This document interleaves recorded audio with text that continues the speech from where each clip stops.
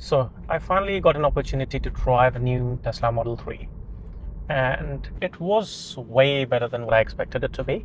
So in this video, I'll talk about my first impressions about the car.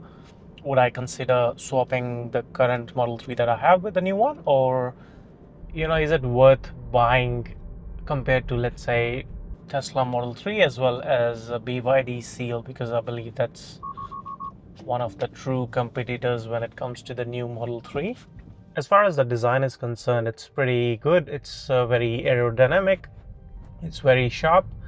It's not to say that the current version that I'm driving doesn't look good, but the new one is definitely a better car in the terms of looks, from my opinion, as looks are quite subjective. Some people like the look of Model 3 of the old one, or some people just hate the way the Teslas look entirely. So it's subjective. But as far as I'm aware, the new Tesla Model 3 looks pretty good, and especially the ones that I checked, because the one that I looked at was the red color, and for whatever reason, maybe it was the light in the showroom, or it just looked better than the red color that we had in Tesla Model 3 prior to the new version. And like, I'm not even talking about the internal features of the car, I'm just talking about purely aesthetically. The new car looks better, and it's futuristic. It's just an upgrade which we were waiting for as far as the looks are concerned. But now, and especially the rear light that just is attached to the tailgate now, it's a very small thing, but it does look amazing. And other than that, the Tesla emblem being replaced by the words Tesla is good, but that's something which people were either way doing as a modification, so that's not something which was major. So let's jump in the video where I actually visit the Tesla showroom, and I'll share my thoughts on there. Well, the new interface is certainly nice. So this is my first experience of sitting in a new Tesla Model 3. I think the seats are similar but a bit more comfortable. Texture over here have changed quite a lot, because if you look right over here also, it used to be smoother and was prone to marks and scuffs, but now it's not perforated, but it's sort of a textured design. And I believe the cup holders are moved inside this little thing as well. It's actually pretty good, smooth. Build quality seems to have improved also. The space over here is similar, and as you can see, these seats are now perforated, and they can cool the seats as well. Like, it was long overdue for me to actually drive one of these cars, but I was just visiting the store, and I was actually looking forward to just visiting and seeing and physically looking at the car, how it feels, what's the difference. But the Tesla representative actually was sort of suggesting, why not I book in a test drive and just actually drive the car. So I was fortunate enough to get a test drive booked in for the following weekend. But the only car which was available there to test drive was a long range. But when I asked, is it possible for me to actually test drive a performance version, because I've never actually driven a performance version before, and that would be something which I would look forward to. So the representative was like, if I come in early than the scheduled drive for the person who was gonna test drive the Tesla Model 3 Performance, he would be able to figure something out and sort it out. So I actually ended up going half an hour prior to the other person's booking, which is not the usual time the booking start if you're trying to book it online. But Tesla Brisbane was helpful enough to accommodate it in that sense. So I'm glad I was able to do it. But that's for maybe next video, where I would go through my experience of driving the performance car. Would I recommend you looking into buying a performance car, or would I personally buy it or not? But as far as the first impression of the new Model 3 is concerned, let's talk about firstly the design of the car. As soon as you open the door opening sound is better, as well as the closing sound of the door is way more reassuring. Like these ones are not flimsy, but they still have that sound of something loose, but that's more to do with the windows being frameless, and that just allows that little bit of wiggle room. But saying that the new version just is that better, that you don't feel that sort of clanky noise. And it does have actually a physical hinge underneath the door, which allows, I think, more secure door closures.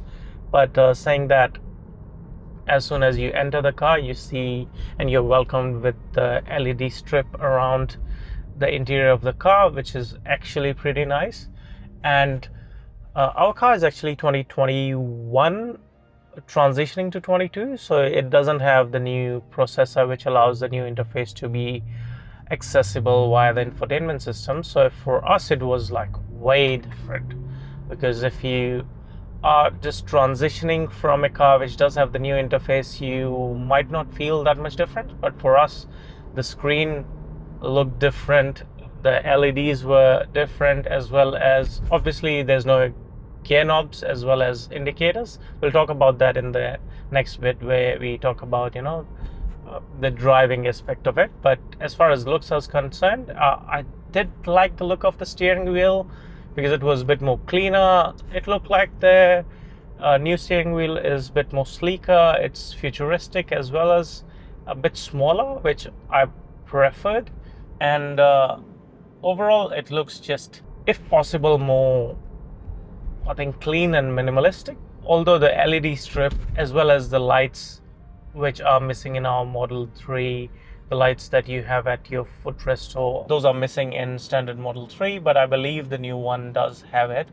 So that was actually quite a welcoming feature, because my BYD does have it, and it doesn't bother you if you not have any other reference, but sometimes you want to see it's in the dark, that what's, if there's something that you feel that touched your feet, you want to have accessibility to such a small thing. But saying that, that's the design aspect of it. And now moving to the comfort, the seats are comfortable, and given that we live in a warmer climate of Queensland, where summers are a bit more prominent and longer than winters, I think I would love the cold seats as well, like the ventilated seat system. But it's not like we miss that in our Tesla, but it's a welcome change. Like, I would love to have that ability for the seats to be cooled. But I believe the cooling system, along with the visuals, the LED, the overall atmosphere that the car created, was quite futuristic, as well as the new interface is amazing. Like the way you can stretch the car UX to be open and covering the entire screen was just from like a Need for Speed game, because the map just switches to the left and it looks seamless, while giving you all the information that you possibly need at the moment. And it's just Tesla, right? They are famous and I think leading the industry as far as the infotainment as well as the screen is concerned. So I wasn't expecting any less from the new interface, and I think that's about it. Like, as far as the UX is concerned, if you had an option to buy a new car, I would always recommend buy the latest car that you can buy. But saying that, if you have a opportunity to pick one of the old ones and you're getting a reasonable deal, I don't think the difference would be that much for you, as long as you don't care about what people might say, or as long as you don't care about having the latest tech or latest car, because this is still, I would say, 80 to 90% similar to what the new cars offer. And it's not like the new car got a new dash or something, right? Because that would be drastic change. And if you want LED system, I believe you would be able to get it fixed or fitted in your old cars as well. I've seen many people on YouTube as well as other community pages where they've sort of replicated those things. But saying that, the other cool feature that was introduced in the new model was at the rear of the seats. which we can spot easily is the new screen back here, and I think you would be able to play YouTube, Netflix and whatever on this, and it should be independent from the front screen. Like even if you're driving, people at the back can still play it, and it should play through the speakers, and I believe you should be able to control it via the screen, including the heating of the seats, the aircon in general. You can play music, play these things, or even play a couple of games. That's good.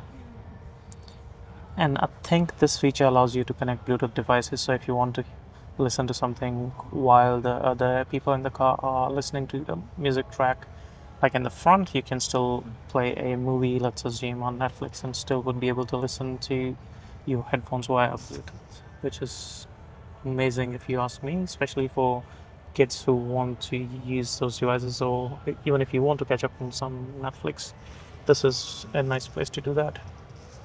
And the changes are subtle, like this texture is a bit more, I think I wouldn't say it's better, but it's a bit more, I think it's more like cloth-like, and this gives a nice tone when it comes to, compared to the last version where it was mix of plastic and this material. But I think I prefer plastic for cleanliness, but I wouldn't mind this if I was just driving it myself. And again, seats are perforated, but I don't think they're cold at the back. They might just be heated. Yeah. So overall, I think my experience with the new version, just from the looks perspective, was very positive. And if I had an option, if the prices of this one didn't drop that much, and if I were to exchange these cars and maybe uh, the difference was maybe 5 to 6 thousand, or maybe even $10,000, I'll still consider it. But since the difference in the prices that I would be able to sell this car with is way higher, like I'll have to maybe give out overall maybe spend $15,000 to $20,000 more for an upgrade. It's for sure not worth it for us. And that just brings me to end of this video. Now, although I understand it's too late for me to review or give the first impressions of the new model, but still I believe if this video helped you in any way, do let me know in the comments. I'll highly appreciate it. So join me in the next video where I test drive a Tesla Model 3 Performance, although I booked a test drive for Tesla Model 3 Long Range. But fortunately, I was able to actually secure a test drive of Tesla Model 3 Performance, and that was a whole different experience than what I expected it to be. But did it change the way I think about a Tesla Model 3 standard range, or is it just something which is cool and fun for a couple of minutes or half an hour, but eventually you don't need it? So to know that, or to know my opinion in that, I'll see you in the next one.